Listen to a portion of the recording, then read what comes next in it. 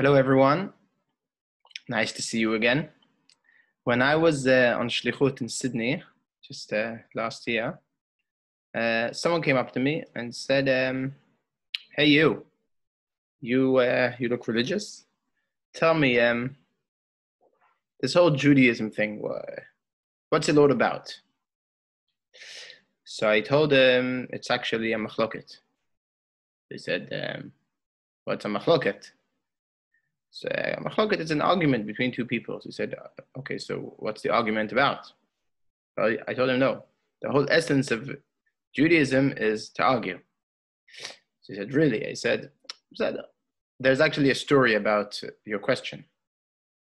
What's the story? He says. So I told him in the Gemara, Masechet Shabbat, it says a story about a convert. You probably know the story, who came to Shammai and told him, "Can you tell me the whole Torah on one foot?" And Shammai sends him away. Then he comes to Hillel, and Hillel tells him, "Ve'ahavta l'reacha kamocha."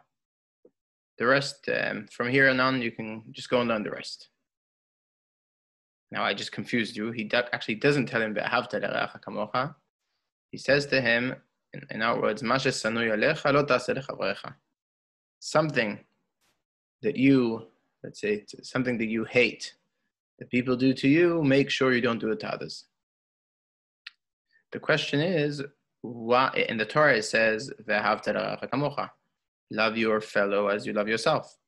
So why does Hillel change the way it's said in the Torah? What's wrong with the way the Torah states it, that he now has to say it in a negative way? Instead of love the other like yourself, so the things that you hate, make sure you don't do to others, or something like that. What's that about? So Rabbi Yechiel Yaakov Weinberg, known as the Sridei Yesh, offers an interesting insight. He says the following. He says, over the times of history, there's always been people that had many great ideas, but never knew the way to make the ideas actually come to life, I guess, into reality. And the same is with Ve'ahavta l'reacha kamocha. It's something which is it's an ideal which is too far away. It's too hard to achieve. It's like an ideal that you have up there and you're following, but it's very hard to achieve it in the day-to-day life. For example, we have a job. You need to make sure you bring money in for your family. So imagine if we said not only for your family, you need to work as hard as you work for yourself for your neighbor's kids. It's hard to live such a life.